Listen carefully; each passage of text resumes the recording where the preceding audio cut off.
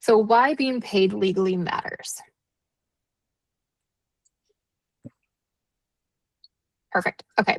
So another thing, just kind of piggybacking off Molly, what she was saying too about the 1099. If you are getting paid on a 1099, you are going to be paying more in taxes. So that takes the family off of it and they don't have any pay in. So you're going to be actually paying double taxes and getting that withheld. So just a fun fact on that too, which came to my mind. Okay. So why being paid legally matters. So one of the biggest things, at least for me, and this is what I've learned throughout my years, is if you're not being paid legally, you like via W-2, you don't have proof of income, which means that you aren't able to apply for a car loan or even potentially an apartment. It really affects you down the road. Like it might not affect you so much as a high schooler or even in college, like just trying to get settled and do that. The big shift for me was when I decided that this is actually going to be my career. And that's when I started looking at things differently. So had a couple rude awakenings of things that like applying for a car loan, like, oh, I probably should have thought about that before. Or with the way apartments are right now, like you have to have proof of income in order to be able to qualify for a nice place or even a place. So those are big things to factor in.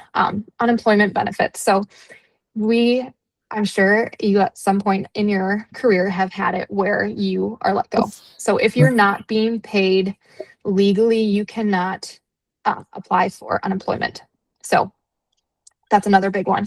The Minnesota paid family and medical leave. So this one's new this year. This is one that you have to be paid via W-2 because you have part of the tax get withheld. So if you're not paying into that, you can't actually apply for that. So I think we talk more about that down the road too. So if you have questions, make a note. We can talk about those later. Social Security and Medicare. So if you're not being paid on a W-2, those don't get withheld. And then when it comes down the road, you haven't been paying in for those, so they aren't going to help you in your retirement.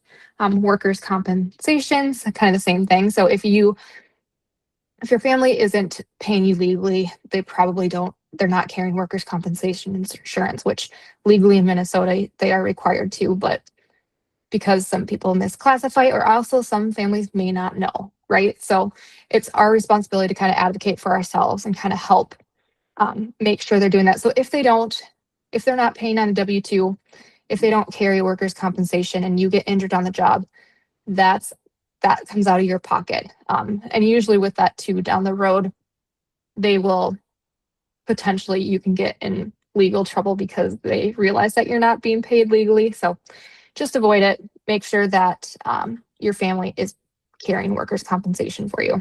And then also just for the professional credibility. So we as nannies, it's kind of an industry that started out, a lot of people think like it's something easy. I can just make a couple extra dollars in high school, college, help, pay the bills. And then they realize how much they fall in love with it.